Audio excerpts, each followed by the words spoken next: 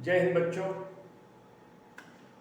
आइए जुड़ते हैं हम अपनी अगली क्लास के साथ। ये एक नया चैप्टर है। शुरुआत करने के पहले एक बिंदु पे हम बात कर लें। हम लेकर आए हैं आज नया चैप्टर जिसका नाम है आवर्त सारणी।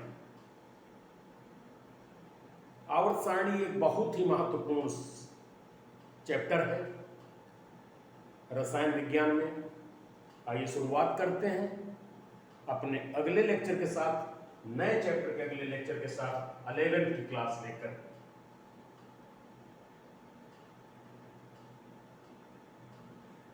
आइए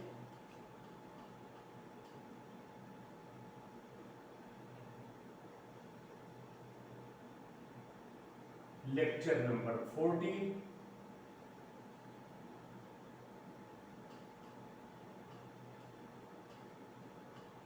केमिस्ट्री 11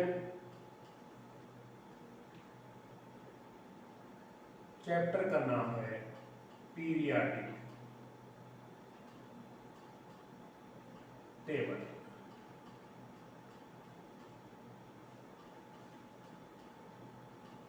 ध्यान से देखिए, पीरियाडिक टेबल को पूरी तरह से समझने के लिए हम क्या क्या देखते हैं, क्या कर रहे हैं। आइए इनके एक हिस्ट्रिकल पार्ट को, हिस्ट्री को देखते हैं, इसके किस तरह से आगे हम बढ़ेंगे। इसमें शुरुआत करते हैं। पहला है डोबेराइनर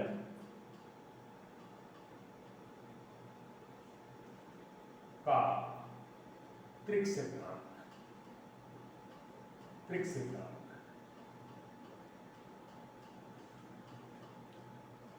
ये फर्स्ट है आपका डोबेराइनर का त्रिक सिद्धांत। ये सन देख लें 1829 में। दूसरा है न्यूलैंड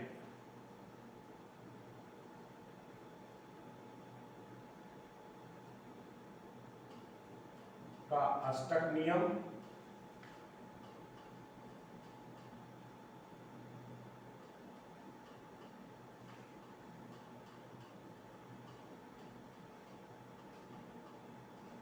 (1865). आइए तीसरा देखते हैं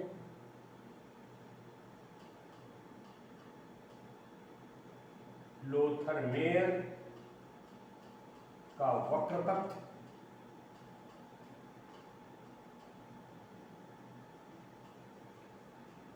(1868).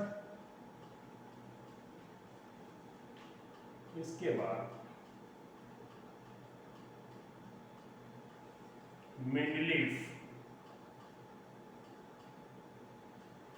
सारणी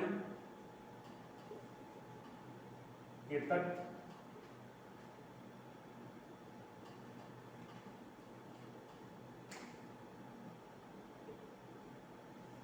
या इन्हीं की सारणी कह सकते हैं, मेंडलीफ की।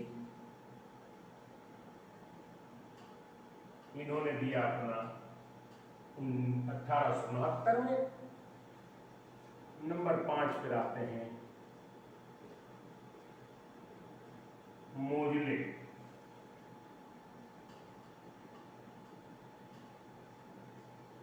सारणी एवं तत्व।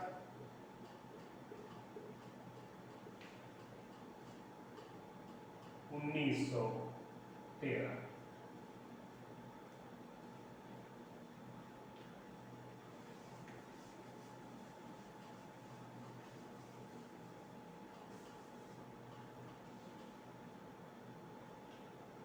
बच्चों हमें ध्यान से देखना है कि ये केमिस्ट्री में पीरियाडिक टेबल एक बहुत महत्वपूर्ण है। और ये आपका जो ये सारणी है, आवर्त सारणी है, आवर्त नियम है, ये बताती है। और इसके इतिहास में जाने के लिए या इसके कुछ चीजों को बेहतर समझने के लिए हम इस तरह से इसको देखते हैं।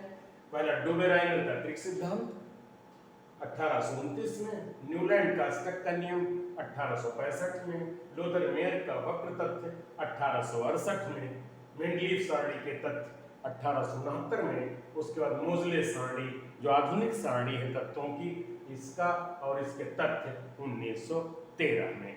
तो ये हमें कुल मिलाकर के आपको इसके थ्रू चलना है और इन्हीं को हम समझेंगे। लेकिन ध्यान रहे इन पीरियड्स को बहुत ध्यान से समझने की कोशिश करिएगा, कहीं किसी प्रकार से कोई लापरवाही मत करिएगा, बिल्कुल सीखेंगे हम और बहुत अच्छे से इसको देखा जाएगा। आइए हम चलते हैं एक एक करके डोबेराइनर का त्रिक सिद्धांत देखते हैं।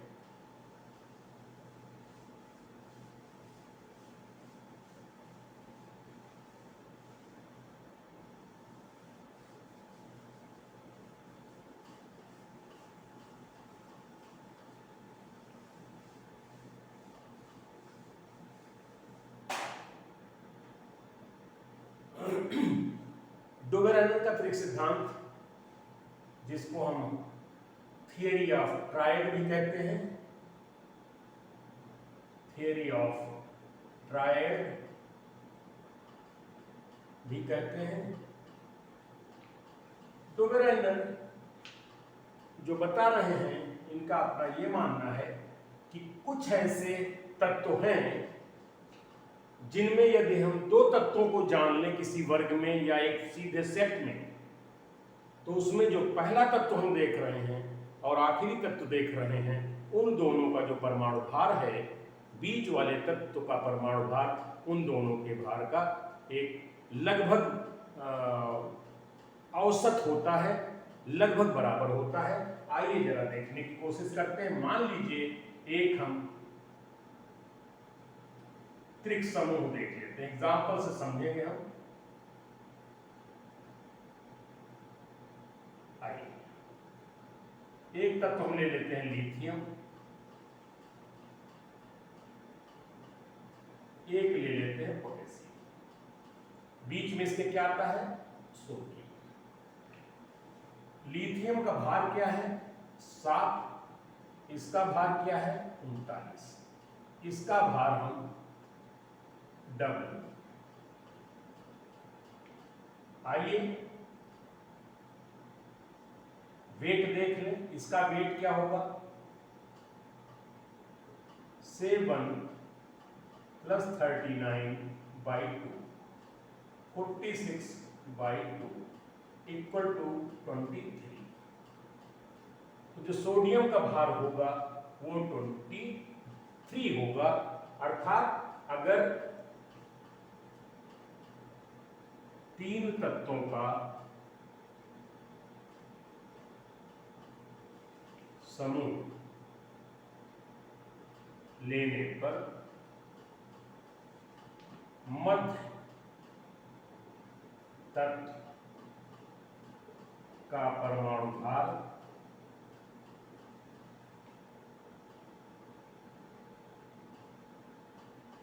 प्रथम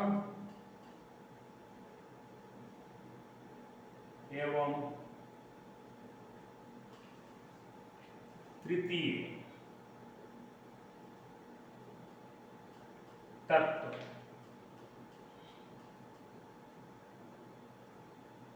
के माध्य के लगभग बराबर होता है।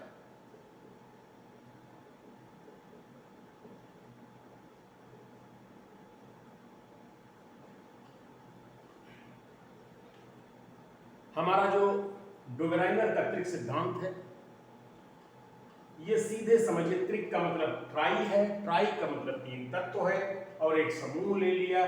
इसमें जो पहला तत्व है, तीसरा तत्व है, दोनों का जो भार है, इसका अगर माध्य ले लीजिए तो इसका परमाणु भार हो जाता है, एटॉमिक वेट हो जाता है। इसको हम डोबेराइनर का त्रिक सिद्धांत कहते हैं। और आवर्त सारणी में तत्वों को रखने में इनकी बहुत बड़ी भूमिका है। आवर्त सारणी के शुरुआती पिलर में है ये, इन्होंने स्टार्ट किया है और मेंडलीफ को काफी सहयोग किया है। तो ये है डोबेराइनर का त्रिक सिद्धांत। डोबेराइनर के अनुसार अगर 3 तत्वों के सेट को ले लें तो इसमें प्रथम और तृतीय तत्व का जो भार है, इसका जो एवरेज है वो लगभग बीच वाला जो तत्व है उसका भार इसका एवरेज होता है, लगभग बराबर होता है। तीन तत्वों का समूह लेने पर मध्य तत्व का परमाणु भार प्रथम एवं तृतीय तत्व के माध्य के लगभग बराबर होता है। ये आपका डोबेराइडर का सिद्धांत है। चलिए आगे बढ़ते हैं।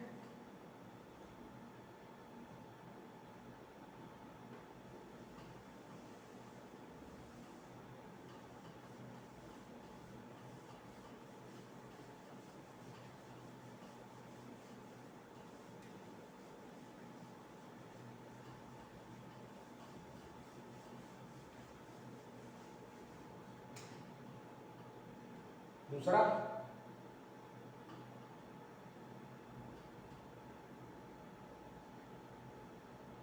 न्यूलैंड के अष्टक का नियम।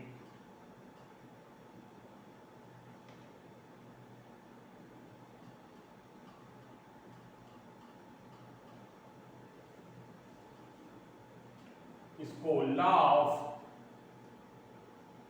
ऑक्टेव्स भी कहते हैं, अष्टक का नियम भी कहते हैं। आइए जरा इसको समझते हैं, ये क्या कहता है।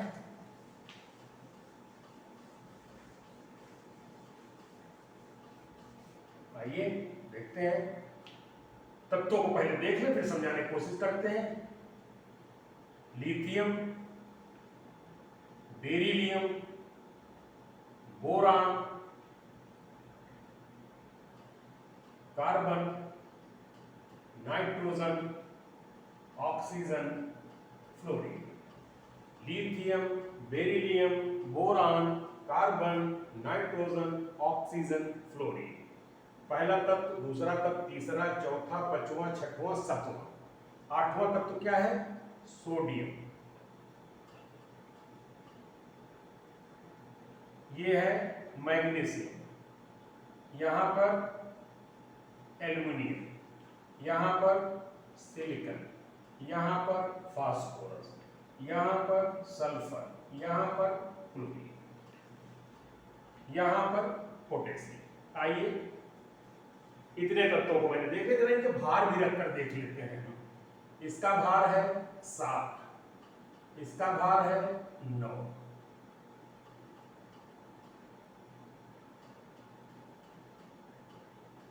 ग्यारह, 12, 14, 16, 19, 35.5, सल्फर 32, 31, 29, 23, 24,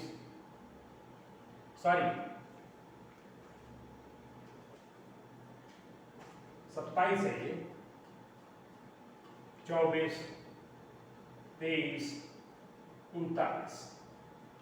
आइए जरा, हमने आपको देख लिया, ये है lithium, beryllium, boron, carbon, nitrogen, oxygen, fluorine, sodium, magnesium, aluminium, silicon, phosphorus, sulphur, chlorine. क्या किया मैंने, ये आपका शुरुआत है, यहां पर ये तत्व की सीरीज है और ये सीरीज। ये पहला तत्व है, ये 8वां है, ये पहला है, ये 8वां है, ये पहला है, ये 8वां है, ये पहला है, ये 8वां है, ये पहला है, ये 8वां है, ये पहला 8वां, पहला 8वां, पहला 8वां। यदि हम इनका नियम, अष्टक नियम क्या कहता है,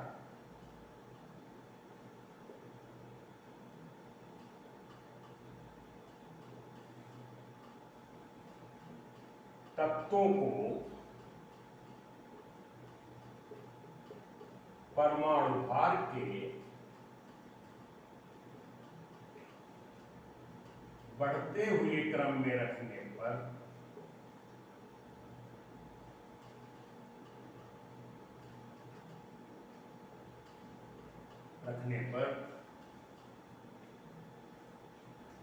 पहले एवं 8वें तत्व के गुणों में समानता होती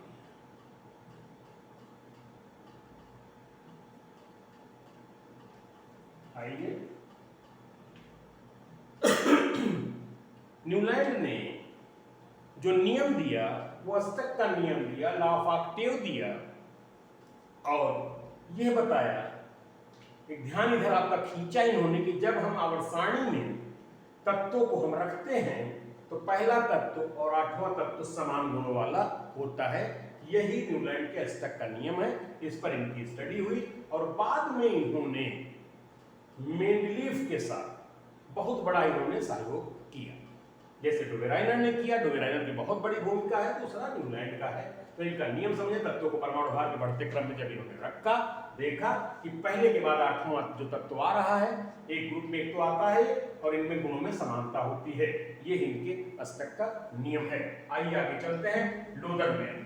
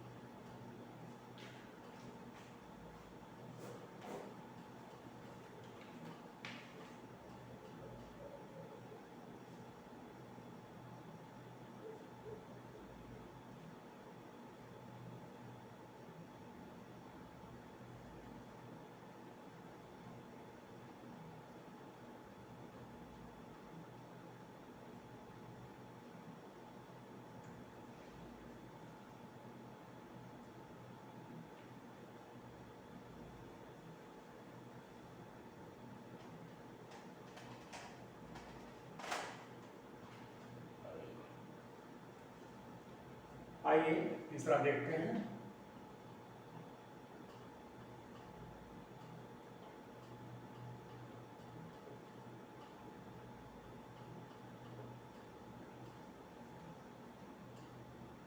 वक्र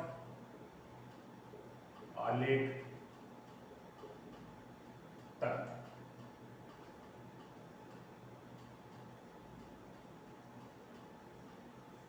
इन्होंने क्या किया, कुछ भौतिक गुण लिया,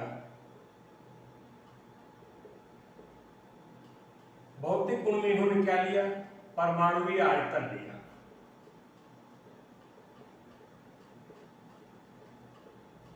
और उसका जो है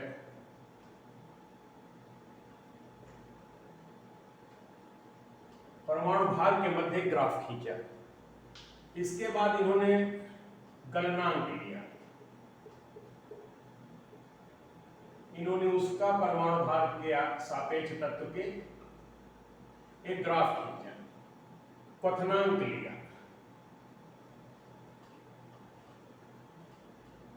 उसका इन्होंने परमाणु भार के सापेक्ष ग्राफ खींचा। तो इन्होंने भौतिक गुण लिया तत्वों का, परमाणु आयतन, गलनांक, क्वथनांक। परमाणु भार से इन्होंने इसका एक वक्र खींचा, वक्र आरेख आलेखित किया, वक्र आलेखित किया और देखा कि निश्चित समुच्चय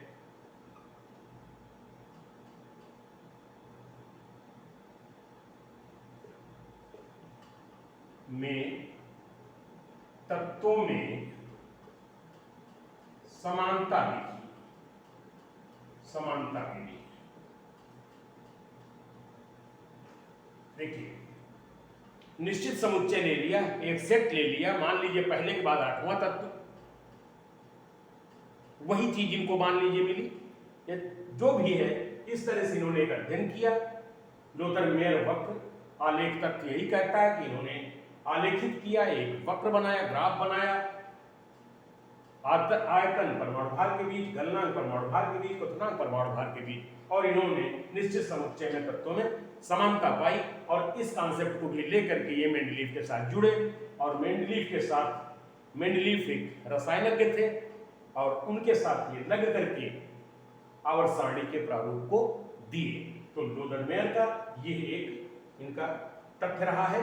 इन्होंने भौतिक गुणों के आधार पर परमाणु भार, परमाणु आयतन, गलनांक और क्वथनांक का परमाणु भार के सापेक्ष एक इन्होंने वक्र खींचा, निश्चित समुच्चय में तत्वों में समानता देखी और इसका अध्ययन इन्होंने सम्मिलित किया आवर्त सारणी में। तो इस प्रकार से आगे हम जुड़ेंगे फिर लेक्चर नंबर 15 के साथ इसी चैप्टर में। लेकिन ध्यान रहे एक एक चीज को कवर करिएगा, कतई इसमें कोई गलती मत करिएगा।